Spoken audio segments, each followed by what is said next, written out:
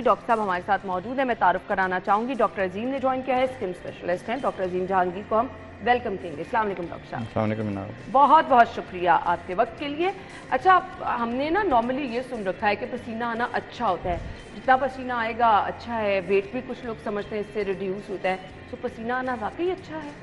देखिए, पसीना आना अच्छा तो बात की बात है, एक ज़रूरी है। उसकी मैं वजह बता देता हूँ, आप ये समझें, और अगर आप कॉन्सेप्ट क्लियर हो जाएगा तो आइंदा के लोगों के लिए, सारी उम्र के लिए उन्हें पता चल जाएगा पसीना आता क्यों है। पसीना इसलिए आता है कि आपकी बॉडी को एक ख़ास टेम्परेचर चाहिए फंक्शन करने के लिए, ठीक है, जिसको हम कहते हैं 98.8 आप कहते हैं ना जो, और 98.8 जो है ये नॉर्मल टेम्परेचर, और अगर 99 यानी 0.2 डिग्रीज भी ऊपर चले जाए तो अल्लाह ने इतना एक्यूरेट बनाया बॉडी को कि अमेजिंग है। जितने अच्छे आप डॉक्टर होते हैं, जितने अच्छे आप साइंटिस्ट होते हैं ना, तो आप अल्लाह मियाँ से you fall in love, not because आप मुसलमान हैं, आप वैसे ही उसके क्रिएटर की इस खूबसूरती पे कि कितनी ज़्यादा एक्यूरेसी है कि 0.2 ऊपर हो जाए तो हम कहते हैं बुखार हो गया इसको। अब इसमें इंटरेस्टिंग चीज़ ये है कि इस 98.8 टेम्परेचर को मेंटेन रखने के लिए अल्लाह की अमेजिंग चीज़ें हैं जो हैं। आपके अंदर थर्मोस्टेट लगा हुआ, जो ही आपका ज़्यादा होता है टेम्परेचर तो बॉडी को पता चल जाता है, और उसको ठंडा भी तो करना है। अब यहाँ पे बाहर पंखे तो लगे नहीं हुए, और हर वक्त एसी भी नहीं होता। जब एसी नहीं था लोगों का टेम्परेचर तब भी 98.8 ही रहता था, राइट? तो कैसे रहता था? अल्लाह मियाँ ने, अब आपने देखा होगा कि जब ठंड में अगर आप गर्मी में जाएं तो काफ़ी ज़्यादा दिल चाहता है कि आप, और आजकल जो पंखे भी आए हैं जो ऊपर एक छोटा सी मिस्ट फेंकते हैं, एक फुहार फेंकते हैं, एक बड़ी हल्की सी एक, वो जैसे हम शावर करते हैं। अब वो अगर आप ऊपर कर लेते हैं और उसके बाद आप हवा थोड़ी सी देते हैं तो आपने देखा एकदम से कूल डाउन हो जाता है, राइट? अब हर वक्त इस तरह का फवारा या इस तरह का शावर अवेलेबल नहीं है, तो अल्लाह ने आपके जिस्म से ही पानी बाहर निकाल दिया और आपके जिस्म को गीला कर दिया। अब थोड़ी सी भी हवा लगेगी तो जिस्म ठंडा हो जाएगा। तो ये वजह है पसीना आने की। ठीक है। अगर किसी को पसीना ना आए तो लोग बीमार हो सकते हैं। एक बीमारी है जिसमें एनहाइड्रोसिस हो जाता है। एनहाइड्रोसिस का मतलब है, हाइड्रोसिस का मतलब होता है पसीना आना, हाइपर हाइड्रोसिस का मतलब है ज़्यादा आना, और एनहाइड्रोसिस का मतलब है ना आना। एक बीमारी है, पसीना ना आना बीमारी है। एक बीमारी है जिसमें पसीने वाले गदूद जो हैं वो बॉडी में नहीं होते, जेनेटिकली नहीं होते, उसमें लोग मरने वाले हो जाते हैं, क्योंकि थोड़ी सी गर्मी में जाते हैं उनका टेम्परेचर बढ़ जाता है और वो कंट्रोल नहीं हो पाता। ठीक है, तो पसीने को कंट्रोल करना जो है वो तो बात की बात पहले है कि बॉडी को टेम्परेचर के लिए मौजूद है और इसको आपको ज़्यादा छेड़ने की ज़रूरत नहीं है। पसीना आता है तो उसको आने दें, नंबर एक। नंबर दो ये कि अब आप कह रहे हैं ज़्यादा आना, वो एक बीमारी है। तो अल्लाह ने जिस्म में हर चीज़ जिस तरह एतदाल के साथ बनाई है, तो पसीना एतदाल के साथ आना ज़रूरी है, क्योंकि वो आपकी बॉडी को, अगर आप फ़र्ज़ करें बाहर जाती हैं और आप इंटरव्यू करने के लिए घूम रही हैं, फिर रही हैं बाज़ारों में, और आपको पसीना बिल्कुल नहीं आ रहा, तो जो आपकी बॉडी की हीट है वो इतनी ज़्यादा हो जाएगी कि उससे हीट स्ट्रोक का ख़तरा है, लोग मर सकते हैं, राइट? तो उस वक्त आपको हल्का सा पसीना, आपको पता भी नहीं चलेगा वो, लेकिन वो इतना होगा कि जिस तरह मिस्ट है, यानी हल्का सा पसीना आया और जब हवा लगी तो आपका जिस्म कूल डाउन हो गया। ये अब ऐसा मैकेनिज्म है जो ऑटोमेटिकली चल रहा होता है, हमें पता भी नहीं चलता। बिल्कुल। कमर पे हमारे सबके थोड़ा बहुत पसीना आ जाता है। अच्छा, इसी तरह हर मशीन के अंदर जो बहुत ज़्यादा गर्म होती है, कंप्यूटर के अंदर आपने देखा होगा कंप्यूटर चिप लगे होते हैं बहुत सारी मशीनों में। मोटरसाइकिल का जो आपका सिलेंडर है उसके ऊपर एक छोटी छोटी सी एक झरियाँ सी बनी होती हैं जिसको फिन्स बोलते हैं। वो क्या है? ये सारे इनको हम कहते हैं हीट सिंक, यानी जो हीट प्रोड्यूस हो रही है वो सिंक हो जाती है, वो सिंक हो जाती है, नहीं ख़त्म हो जाती है। तो जो आपकी बगलों में पसीना आता है, ग्रोइन में पसीना आता है, अभी तक इसका कोई प्रूफ नहीं कर सके, लेकिन मेरी अपनी राय में ये हीट सिंक्स हैं आपके। ठीक है। हीट आपकी वहाँ से सिंक हो जाती है, क्योंकि वहाँ पसीना आता है, वहाँ पे हल्की सी हवा लगती है तो आपकी हीट सिंक हो जाती है। तो अल्लाह मियाँ ने बजाय इसके, ये देखें खूबसूरती देखें अल्लाह की कुदरत की और अल्लाह के निज़ाम की, कि अल्लाह में ये भी कर सकता था कि वो जो पसीना आपकी बगलों में आता है, आपके ग्रोइन में आता है, वो आपके हर वक्त ही मुँह पे आ रहा होता है, पूरे जिस्म पे आ रहा होता। तो अल्लाह मैंने वो एक ऐसी चीज़ ढकी छुपी बना दी है, मुझे लग रहा है जैसे कि वहाँ पे पसीना भी है, आपकी हीट भी, आपका नॉर्मल बॉडी का टेम्परेचर भी होता रहे, लेकिन वो नज़र भी ना आए। बिल्कुल। अब वो बैलेंस होना ज़रूरी है इसमें। ठीक है। जब एक हद तक पसीना आएगा, देखें आप अगर यहाँ पे 100 लोगों को लें तो 100 लोगों में से सिर्फ 2 या 3 कहेंगे जी हमें बहुत ज़्यादा आता है, इसका मतलब बाकियों को तो आ रहा है, लेकिन वो एक तनासुब से रहा है वो उनको बुरा नहीं लगता। डॉक्टर साहब, मैंने अब आपसे ये तो ज़रूर पूछना है कि नॉर्मल क्या कंडीशन है और नॉर्मल से हटकर के सिम्टम्स क्या हैं, लेकिन इससे पहले होता क्या है कि बहुत सारी हमारी ख़वातीन, बहुत सारे स्टूडेंट्स जो यूनिवर्सिटी जाती हैं, लड़कियां लड़के, या बाहर जो आम तौर पे काम कर रहे हैं, मजदूर वगैरह, मैं किचन में काम करने वाली ख़वातीन, हम देखते हैं पसीना आया दुपट्टे से पकड़ के साफ़ कर लिया, आपने हाथ से ऐसे कर लिया। तो ये प्रैक्टिस कैसी है, और जब आपको पसीना आ रहा है तो आपने करना क्या है कि आपकी स्किन भी ख़राब ना हो? देखिए, पसीने को खुश्क करना बिल्कुल नॉर्मल है, आप करें, दुपट्टे से कर लें, साफ़ होना चाहिए। अब प्रॉब्लम उस वक्त होता है जब एक्सेसिव आने लग जाए। एक्सेसिव का मतलब है आप बावर्ची खाने में नहीं है, आप किसी हीट वाली जगह पे नहीं है, लेकिन आपको इतना आए कि आप एम्बेरसमेंट की हद तक आ जाए, आपकी आर्म पिट्स में, आपके बगलों में इतना आए कि आपकी पूरी शर्ट ख़राब हो जाए। आप किसी मीटिंग में जाने लगे हैं या आप किसी हाथ में डालने लगे हैं, आपके हाथों पे, पाँव पे, देखें कोई 80-90% लोगों को इतना नहीं आता, विच मीन्स कि वो 80-90% लोग नॉर्मल हैं, क्योंकि उनको जब आता है तो एक ख़ास उस पर आता है जब उनको पसीना आने की ज़रूरत है। अब जब पसीना सर्दियों में भी आने लग जाएगा, दैट इज अब नॉर्मल, क्योंकि उसको फिजियोलॉजिकली उसको जरूरत नहीं है, बॉडी को उसकी जरूरत नहीं है, वो फितरी अमल से हटके वो फितरी अमल से हटके हो गया। अब आप ट्रीटमेंट करेंगे। अच्छा, ट्रीटमेंट जो है वो सबसे पहली बात तो अगर पसीना आए ज़्यादा तो होता क्या, आपका क्वेश्चन ये था कि आप प्रोग्राम से पहले मुझे बोले कि क्या उसकी क्या प्रॉब्लम क्या हो सकती है। अगर हाथों या पाँव में ज़्यादा आता है तो एक तो फंगस होने लग जाता है, क्योंकि फंगस को या फफूंदी को हॉट ह्यूमिड एनवायरनमेंट चाहिए, गर्म और जिसमें थोड़ी सी ह्यूमिडिटी हो। तो आपने देखा होगा जब आपने अगर डबल रोटी बाहर रख देते हैं तो आम दिनों में शायद नहीं होती, जब ह्यूमिडिटी ज़्यादा होती है, थोड़ी सी गर्म होती है, तो फंगस को ये बड़ा अच्छा माहौल लगता है। तो पाँव में अगर आप पसीना भी आ गया, गर्मी भी आई, तो बड़ा मज़े का मौसम हो गया, तो वहाँ पे फंगस उगता है। डॉक्टर साहब, ये कोई बीमारी है? क्योंकि उन लोगों के लिए जो कोई इलाज भी नहीं कराते, मुसलसल हाथ गीले रहते हैं, पाँव में पसीने से स्मेल आती है, तो उनको हम बता दें कि ये बीमारी है? इसको हाइपर हाइड्रोसिस कहते हैं। जिस तरह मैंने कहा ना कि एक एन हाइड्रोसिस, अगर बिल्कुल पसीना आ ही नहीं रहा, ठीक है, और फर्क करें, आपने देखा होगा, और ये काफ़ी दफ़ा माँ बाप को भी पता नहीं चलता कि बच्चा जो ही गर्मियाँ आती हैं, ज़्यादा गर्मी होती है तो बच्चे को बुखार हो जाता है। अब वो कहते हैं जी बच्चे को बुखार हो गया था, वो जाते हैं लोग, कोई डॉक्टर भी समझते हैं शायद ये इसको इन्फेक्शन थी, वो एंटीबायोटिक दे देते हैं। वो एक्चुअली उसके लिए एंटीबायोटिक की जरूरत नहीं होती। होते हैं जब तक हम इसको ठंड में रखते हैं तो उस बीमारी का नाम एन हाइड्रोसिस है। उसके लिए भी हम थोड़ा सा उनका इलाज, उनको नए आप वो ग्लैंड तो नहीं उगा सकते, लेकिन आप उनको ये बता सकते हैं कि कैसे ठंडा रखना है जिस्म को और कैसे, ठीक है। अब जो हाइपर हाइड्रोसिस है, जो ज़्यादा, हाइपर का मतलब ज़्यादा और हाइड्रोसिस का मतलब ज़्यादा पसीना आना, वो भी एक बीमारी है। वो आम तौर पे 3 जगहों पे आता है, या आपके आर्मपिट्स में बहुत ज़्यादा आता है, ग्रोइन में चूँकि छुपा रहता है इसलिए लोग बॉदर नहीं करते, और हाथों और पाँव पे तो बहुत ही एम्बैरेसिंग होता है। जब आप हाथ में लाते हैं तो लोग अवॉइड करते हैं हाथ में लाना। उसके लिए जो है वो पाँव में तो ये मसला हो गया। हाथों में अगर हर वक्त आपके हाथ गीले रहेंगे तो यहाँ पे अगर फंगस नहीं होता तो हाथों की जल्द बिल्कुल बारीक उतरने लग जाती है, चूँकि ये नमी पे हर वक्त हाथों का रहना नॉर्मल तो नहीं है, ये कुदरती अमल से, फितरी अमल से थोड़ा सा हटके है। तो उससे वो ऊपर से एक एक्जिमा खास किस्म का होता है, कभी तो साइडों पे उंगलियों के छोटे छोटे दाने बन जाते हैं, क्योंकि वो पसीना आने वाले जो वदूद हैं उनकी जो पाइप है जो बाहर पसीने को लेकर ये जिस्म की जिल्द के अंदर अल्लाह ने लगाए हुए हैं। और ये भी अमेजिंग है कि वो ख़ास टेम्परेचर पे काम करेंगे, सर्दियों में काम नहीं करेंगे, गर्मियों में काम करेंगे। जब इतना पसीना आएगा उसके बाद वो बंद हो जाएंगे काम करना। वो अगर बंद नहीं हो रहे काम करना, जब एक ख़ास थोड़ा बहुत पसीना आ गया, गर्मियों में आ गया, तो इसका मतलब है आपको ये बीमारी है। हाइपर हाइड्रोसिस एक बीमारी है जिसका 100% तकरीबन इलाज मुमकिन है, लेकिन काफ़ी दफ़ा वो जो वदूद हैं वो कुछ आपकी इंटरनल बीमारियों की वजह से भी आपको पसीना ज़्यादा आ सकता है। जिस तरह लोगों को जिनको थायराइड का मसला हो उनको ज़्यादा आ सकता है पसीना, और इस तरह की कुछ और बीमारियाँ, तो उसके लिए हम ब्लड टेस्ट पहले करते हैं। ब्लड टेस्ट के बाद हम देखते हैं कि अगर ये वाकई में एबनॉर्मल पसीना है तो उसका फिर इलाज किया जा सकता है।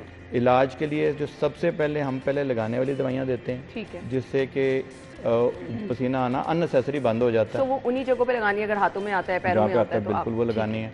अगर उससे नहीं होता तो अब पाकिस्तान में ये बहुत हमारी खुशकिस्मती है कि हम यहाँ कंपाउंड करवा सकते हैं। डॉक्टर जो हैं वो अभी एक है ना, वन साइज़ फिट्स ऑल, कि जी एक ही कपड़े हैं, आपने चाहे बड़े हैं छोटे हैं उसी साइज़ के पहनने। इस तरह दवाइयों में भी हमने ये देखा है कि बजाय इसके कि दवाइयाँ एक ही दवाई हर एक को दी जाए, ये जो कंपाउंडिंग है ये हमारे लिए, हमारे जो कहते थे ना कंपाउंडर, आप भी जब बचपन में आपने देखा होगा ये कंपाउंडर कंपाउंड करके देते थे।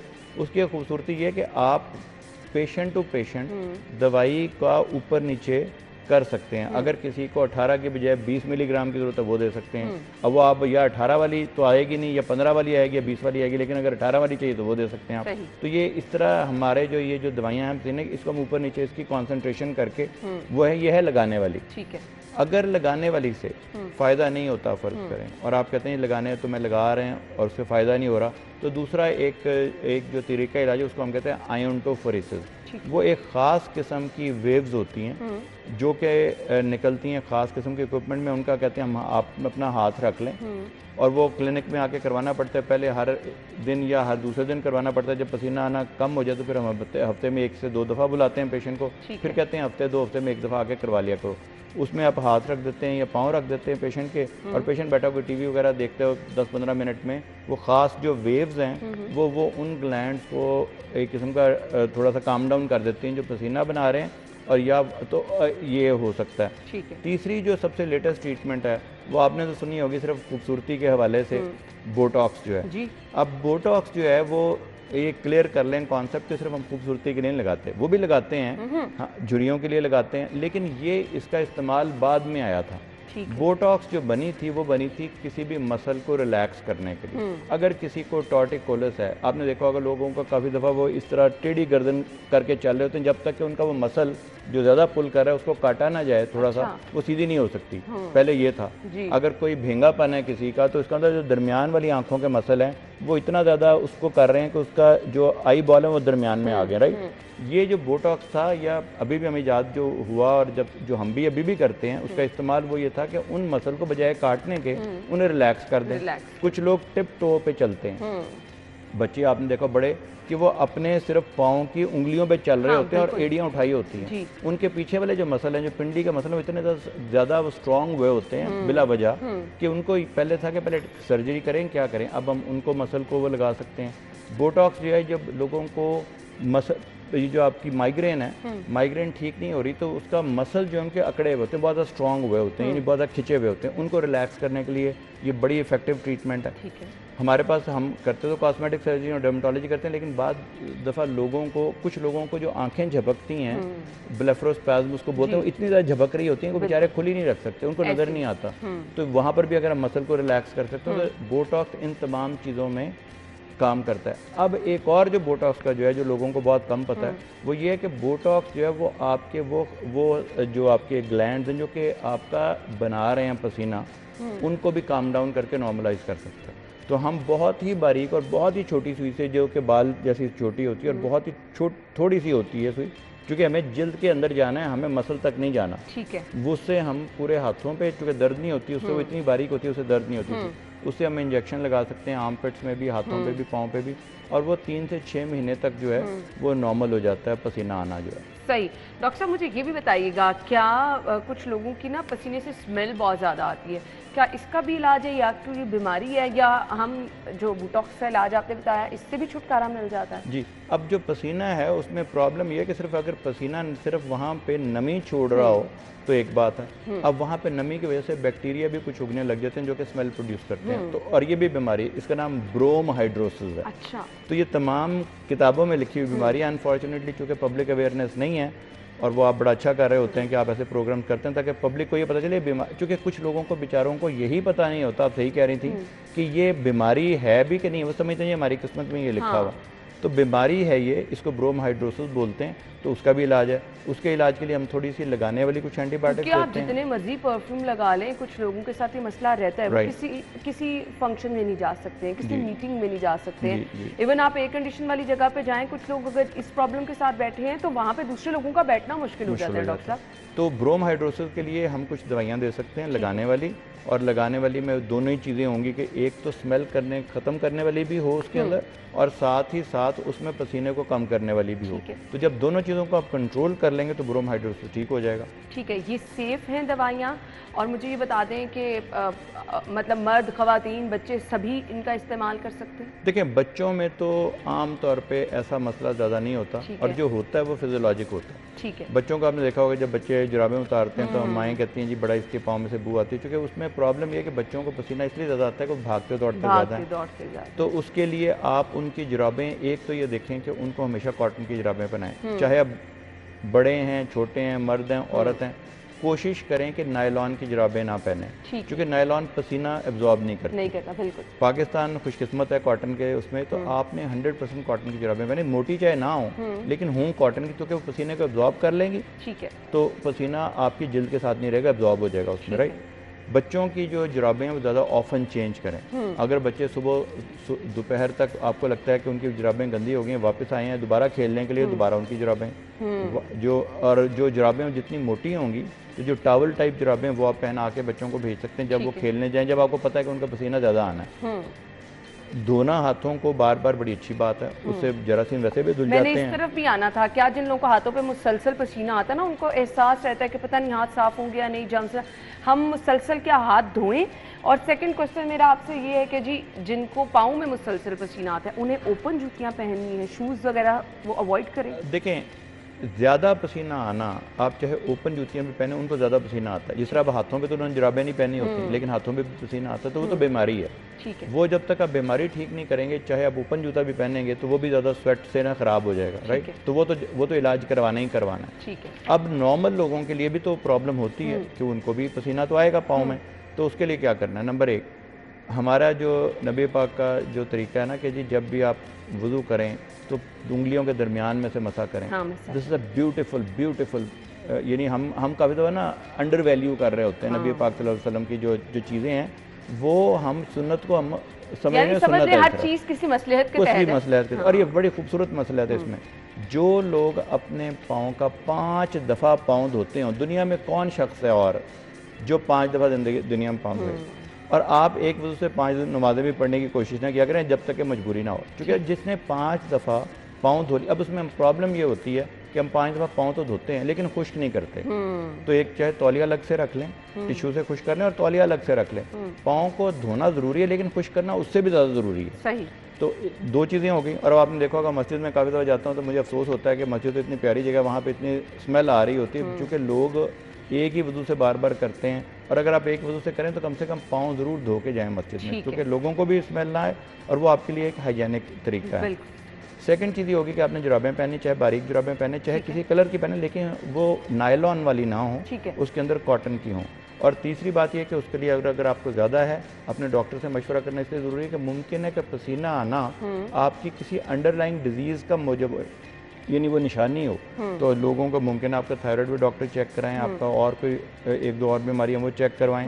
और अगर आपको फिर भी पसीना ज़्यादा आता है तो फिर ये इलाज इतना सस्ता है कि ज़रूरी नहीं कि बोटॉक्स अगर महंगा तो आपने वही ज़रूर करवाना है। बिल लगाने वाली दवाइयों से तो हमारे 90% 80% पेशेंट उसी से ठीक हो जाते हैं। सही, यानी इसका मुस्तनद इलाज मौजूद है और सब लोगों को इलाज कराना भी चाहिए जिनके साथ ये मसला है, जिनको नॉर्मल रूटीन से हटकर ज़्यादा पसीना हाथों पैरों में आता है। सो ये इसका मुस्तनद इलाज मौजूद है, लेकिन मुस्तनद डॉक्टर के पास ही जाकर इसका इलाज कराएं। Thank you so much doctor साहब, आपके वक्त का बहुत बहुत शुक्रिया। हम एक ब्रेक के बाद आपको ज्वाइन करेंगे।